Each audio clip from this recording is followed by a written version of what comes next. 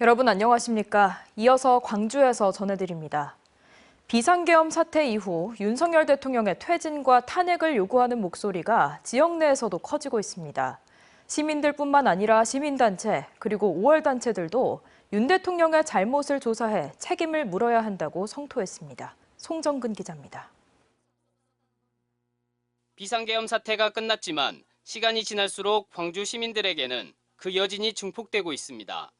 이번 비상계엄을 두고 윤석열 대통령이 일으킨 친이 쿠데타라며 탄핵이 아닌 스스로 자리에서 물러나야 한다고 주장하는 시민부터 계엄령 선포를 해갖고 국회로 밤중에 국회로 들어닥치는 그런 거에 계엄령이에요. 그거 쿠데타지요, 쿠데타.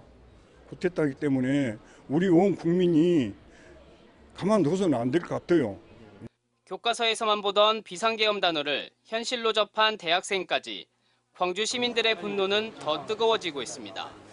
늦은 밤에 일어난 일이기도 하고 그 계엄이 해제되려면 이제 국회에서 의결을 통해서 이루어진다고 들었는데 하루빨리 계엄이 해제되기를 바라는 마음으로 한숨도 못 잤습니다. 국민의힘은 내란 속에 윤석열을 즉각 탄핵하라! 광주 지역 시민단체들은 국민의힘 광주시당사 앞으로 몰려가 탄핵 소추안 반대 입장을 당론으로 채택한 국민의힘을 규탄했습니다. 국민에게 총을 들이댄 내란 속의 윤석열은 즉각 탄핵돼야 한다. 내란 속의 윤석열과 그 부역자들은 즉각 체포 구속돼야 한다. 광주시와 5월 단체는 간담회를 갖고 비상계엄 사태를 초래한 주동자를 처벌하자는 데 뜻을 모으고 앞으로의 계획을 논의했습니다. 전두환이를 확실한 처단이 없었기 때문에 이런 사건이 다시 재발하고 있다.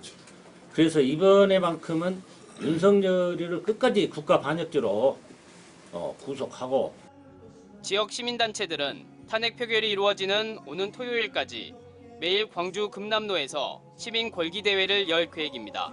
MBC 뉴스 송정근입니다.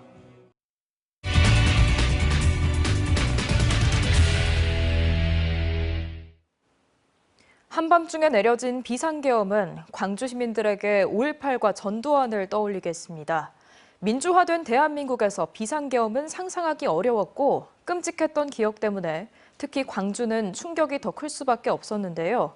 5월 정신은 헌법 정신 그 자체라던 윤석열 대통령은 위헌적인 계엄령 선포로 퇴진 요구에 직면하고 있습니다.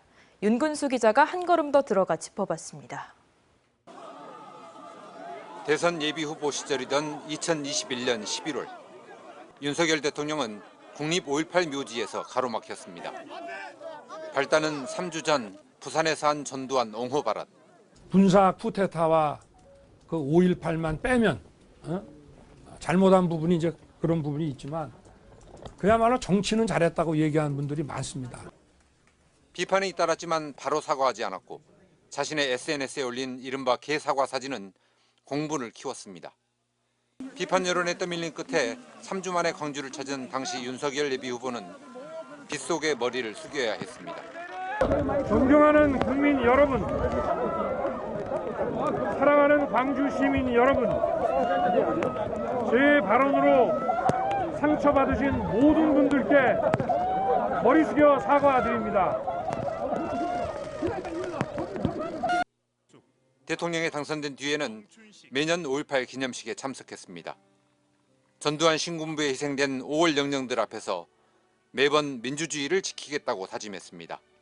민주 영령들께서 남겨주신 자유민주주의의 위대한 유산을 더욱 굳건하게 지킬 것입니다. 그랬던 대통령은 느닷없고 위헌적인 그리고 민주화 이후에는 쉽게 상상조차 하기 어려웠던 비상계엄령을 선포했습니다.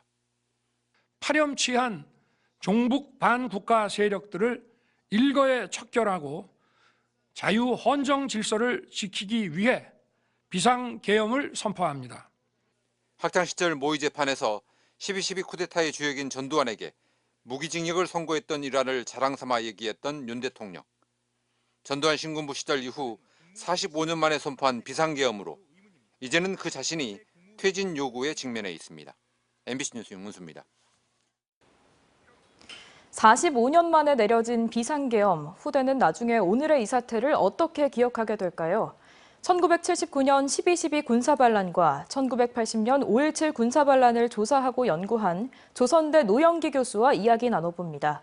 노영기 교수는 지난 2007년 국방부 과거사 진상규명조사위원회에서 조사관으로 활동했습니다. 교수님 어서 오십시오. 네, 안녕하세요. 무려 45년 만에 계엄령이 다시 선포됐습니다. 이 소식 처음 접하셨을 때 굉장히 놀라셨을 것 같은데 어떤 생각이 드셨습니까? 끔찍했죠. 사실 그날 다른 원고 때문에 이제 바빴었는데 제가 강의실에서도 그런 이야기를 했었는데 출판사에 보내야 될 원고를 접고 일단은 첫 속보가 뜨는 순간에 손이 부들부들 떨렸고 생각나는 거는 5.18이었습니다. 또 그와 같은 상황들이 반복되는 건가. 화도 났고 어이도 없었고 어떻게 2024년에 이런 일이 44년, 4, 5년 전의 일이 똑같이 재현되는 걸까. 도저히 상식으로는 이해가 안 되었습니다. 방금 언급해 주신 80년대 5.18 비상계엄 사태와 이번 사태를 비교를 해보자면 계엄령이 결국 권력자들의 도구로 전락한 게 아니냐 하는 목소리가 나오고 있습니다. 이 부분에 대해서는 어떻게 생각하시나요? 그러니까 계엄이라고 하는 것 자체가 군대가 민간 사회를 전면적으로 통제를 하고 기존에 있는 헌법 자체를 부정해버리는 것으로 귀결이 되는데 사실은 그것 때문에 신군부에서는 이 5.17 비상계엄을 전국으로 확대를 시켰는데 해서는 안 될 짓이죠. 왜냐하면은 그 군은 정치적으로 중립적이어야 되는데 그 중립적인 이 국가 기구를 공권력을 한 정치 세력의 특정한 정치 세력의 이 뭐랄까 물리적 도구로 전락을 시켜버렸다 할까 그렇게 돼버리면서 그동안 경계해 왔던 군의 정치적인 중립을 허물어뜨렸다. 그러니까 그게 가장 큰 것 같아요. 그리고 좀 우습게 만들어버렸죠, 군대를. 사실 이번 계엄은 6시간 만에 끝났지만 80년대 5.17 계엄 때로 돌아가 보자면 전두환이 굉장히 치밀하게 쿠데타를 준비했다라고 할 수 있을 것 같은데 실제로 당시 상황 어땠습니까? 그러니까 그 작년 영화 서울의 봄보다 훨씬 더 치밀하게 그리고 영화보다 더욱 극적으로 일으켰던 게 12.12 군사 반란이었었는데 그 이후부터는 굉장히 치밀하게 준비를 했었습니다. 그러니까 예를 들면은 특전사령부 같은 경우는 모든 훈련을 전폐하고 오직 시위 진압에만 매몰되어서 2월부터 했고 그런 다음에 또 하나는 이제 80년 2월부터 판문점에서는 남북 대화를 하는데 뭐라고 주장을 하느냐 하면 대화의 당사자를 남침의 주범으로 지정을 했습니다. 그리고 5.17 비상계엄이 확대될 때는 북한의 남침 때문에 우려된다고 비상계엄을 전국으로 확대를 시켰습니다. 그리고 언론사는 K공작이라고 해가지고 보안사 언론반에서 체계적으로 준비해가지고 계속 여론을 만들어 나가는 그런 상황이었던 거죠. 그러니까 굉장히 치밀했죠. 교수님께서는 당시 상황을 여러 번 조사를 하셨고 과거사 조사에 참여를 하셨는데 사실 이렇게 조사에 참여를 하는 이유가 예전의 일로부터 교훈을 얻고 다시 이런 일들이 반복되지 않아야 하기 때문에 조사를 하는 거라고 생각이 드는데요. 이번에도 참 안타깝게 다시 비상계엄 오용이 반복이 됐습니다. 이번 사태 어떻게 바라봐야 할까요? 그러니까 국민들은 역사로부터 교훈을 찾았던 것 같아요. 만약에 비상계엄이 유지가 되면 5.18과 같은 불행한 일이 다시 그리고 군이 국민들을 향해서 국민의 군대가 국민들을 향해서 발포를 하는 상황에까지 최악의 경우 이를 것이다 라고 했기 때문에 그걸 막기 위해서 야당 국회의원이나 아니면 일부 여당 국회의원들도 가서 그걸 중지를 시키려고 해제 결의안을 했었고 또 그러한 국회 문을 열어야지 해제 결의안을 통과시킬 수 있다고 알고 국민들은 갔었는데 집권 세력은 그런 생각이 전혀 없었던 것 같아요. 오히려 역사의 물줄기를 되돌리려고. 그러니까 대한민국 국민들이 쌓아온 민주주의에 대한 전통들을 하루아침에 허물어버린 거죠. 그리고 군의 정치적 중립도 하루아침에 45년 만에 허물어뜨린 그런 사건이죠. 결국 이번에는 국민들이 교훈을 찾고 계엄을 막았다고 할 수 있겠는데 후대에는 나중에 오늘의 이 사태를 어떻게 기억하게 될까요? 그 집권 세력은 거의 뭐 평가가 안 될 정도로, 그리고 국민들은 일등 국민으로, 정말로 인류 국민으로 대처를 잘했고, 집권 세력은 거의 뭐 평가 등급을 매길 수 없을 만큼의 어이없는 짓을 했다. 근데 결국은 그러한 국민들의 힘에 의해서 민주주의가 지켜지고 집권 세력의 실패한 쿠데타다. 아마 역사는 그렇게 기록될 것 같아요. 결국 실패한 쿠데타라고 정리를 해주셨습니다. 다시는 이런 비극이 반복되지 않아야겠습니다. 오늘 말씀 고맙습니다. 네, 고맙습니다. 다음 소식입니다. 노벨위원회의 설명처럼 강렬한 시적 산문으로 한국 근현대사의 비극을 마주본 한강 작가. 특히 소설 소년이 온다는 작가가 5.18 광주 민주화운동을 철저히 고증해 써내려간 걸로 알려져 있는데요. 소설과 함께 5월 광주를 되짚어보는 사람들을 임지은 기자가 만나봤습니다. 민주주의를 외치는 시민들의 함성으로 가득 찼던 전남도청 앞 광장. 1980년 교련복 차림의 소년들이 피를 흘리며 쓰러졌던 그곳에 2024년 현재 청년들이 찾아왔습니다. 소설 소년이 온다와 함께 5월 광주를 되짚어보는 독서 기행입니다. 서울과 대구에서 온 대학생들이 한강 작가의 고향인 광주를 찾았습니다. 지금은 책 소년이 온다의 배경이 된 옛 전남도청 본관과 상무관 등 주변을 둘러보고 있는데요. 한강 작가의 글저치를 따라 걸으며 함께 작품 속 이야기를 떠올리고 있습니다.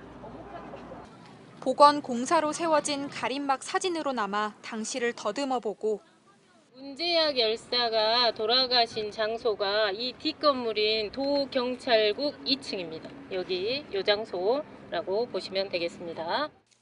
군홧발 소리가 가득했던 그날을 떠올리며 소설도 직접 낭독해봅니다.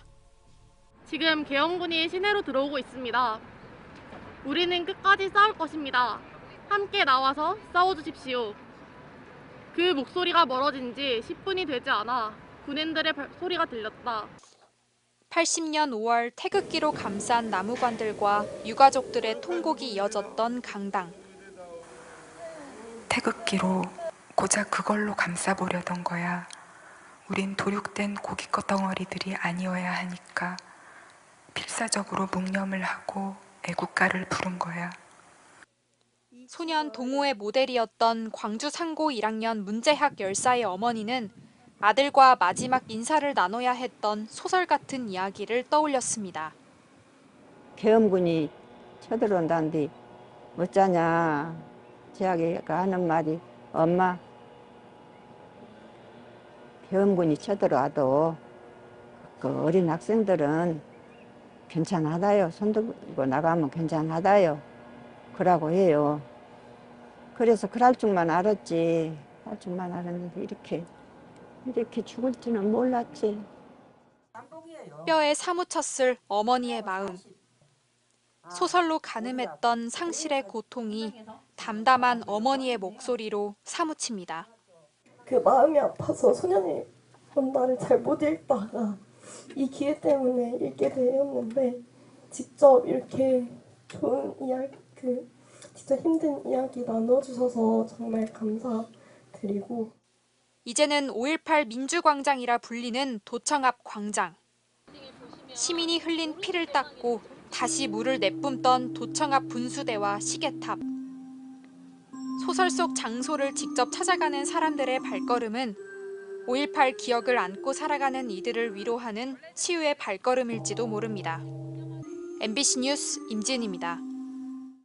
대한민국 정부 수립 후 첫 비상계엄은 지난 1948년 10월 여수와 순천 일대에 내려졌습니다. 제주 4.3 출동을 거부한 국방경비대를 진압하기 위해 선포된 계엄령을 시작으로 무차별적인 민간인 희생이 이뤄졌는데요. 여순 사건의 아픔이 아물지 않은 전남 지역에 이번 윤석열 대통령의 기습 비상계엄이 엄중하고 무겁게 다가오는 이유입니다. 유민호 기자입니다. 1948년 10월 25일 대한민국 정부 수립 후 2달 만에 이승만 대통령은 국무회의 의결을 거쳐 여수와 순천 일대의 비상계엄을 선포했습니다.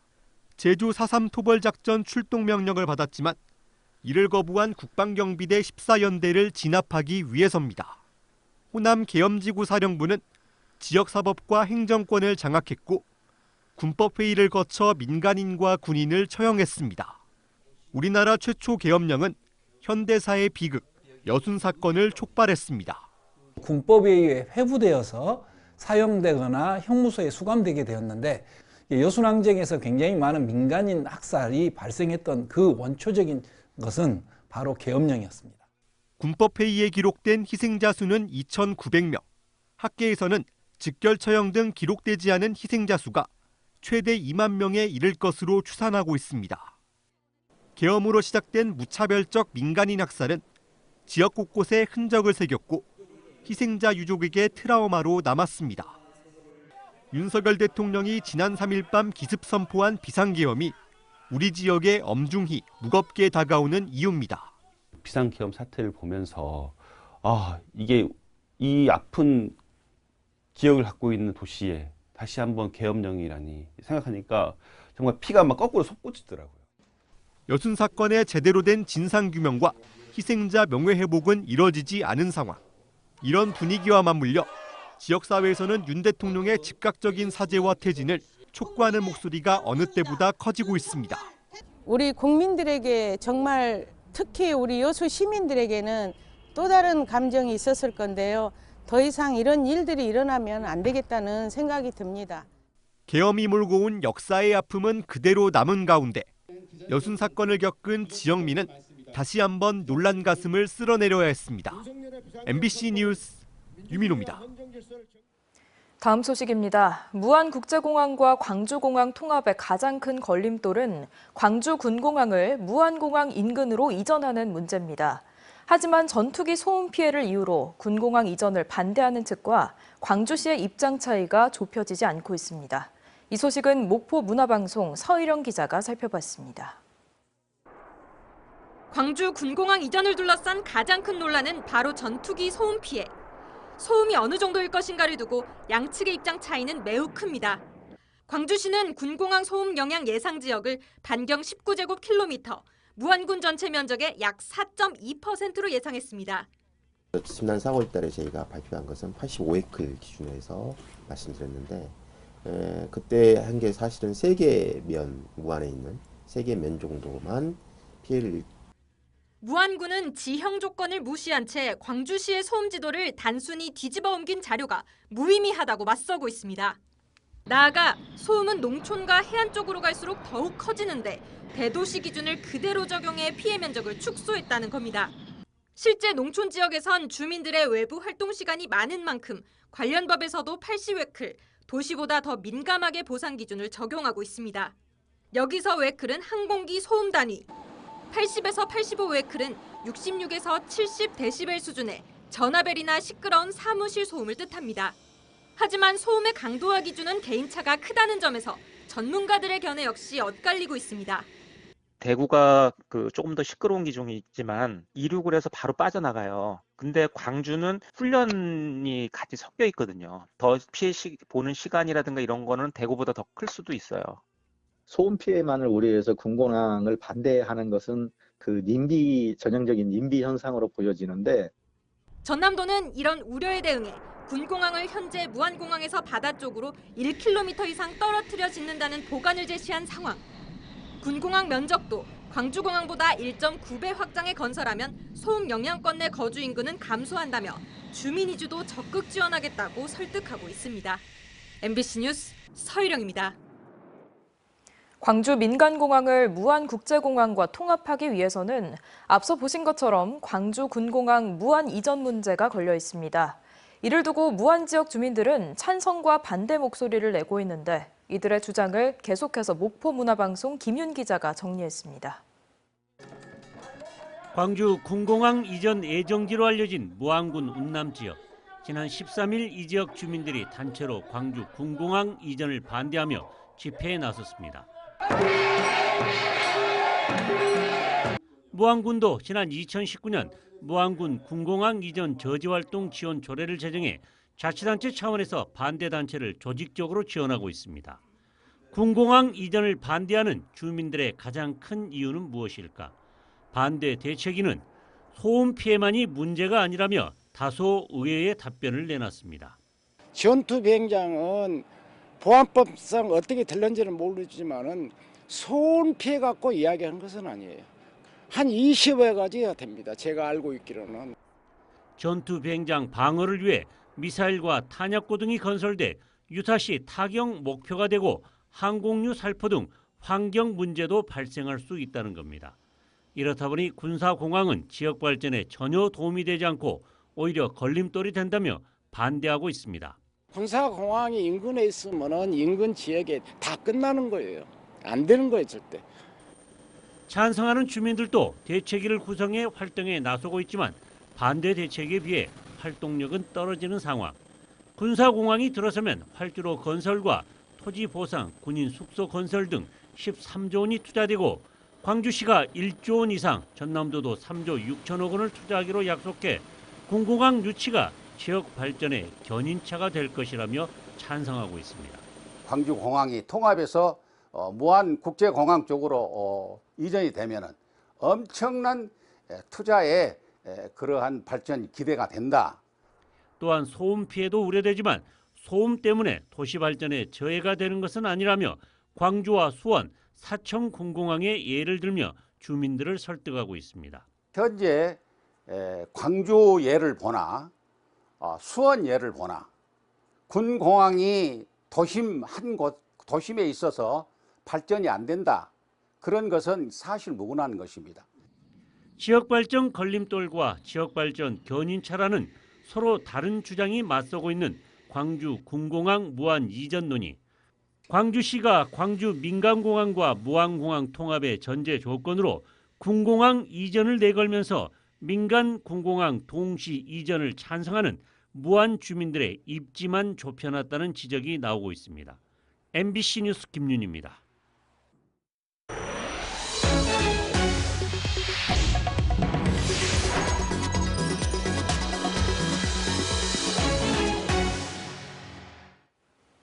임금 인상 등을 요구하며 전국 철도노조가 오늘부터 무기한 총파업에 들어가면서 광주 전남 지역도 열차 운행이 차질을 빚겠습니다.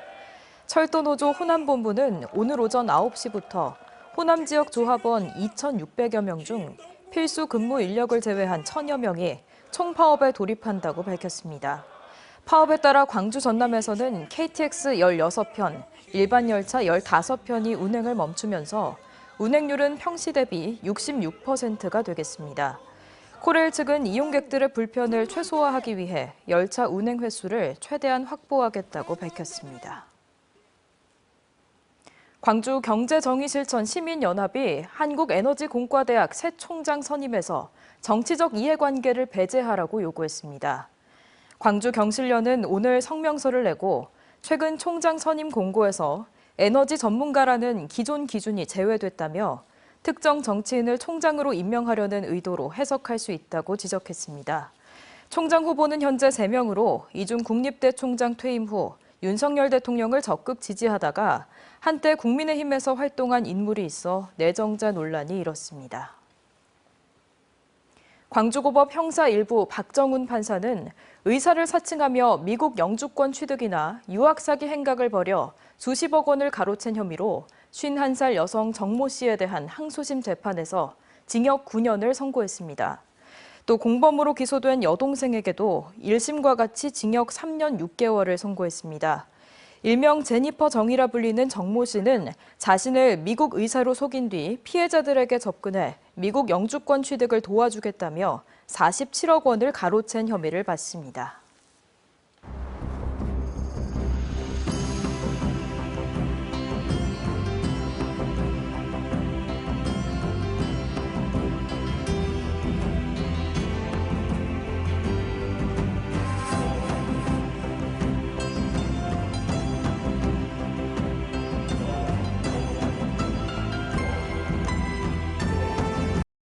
언제 어디서나 내 손 안의 뉴스. 광주 MBC 뉴스 유튜브 구독으로 함께하세요.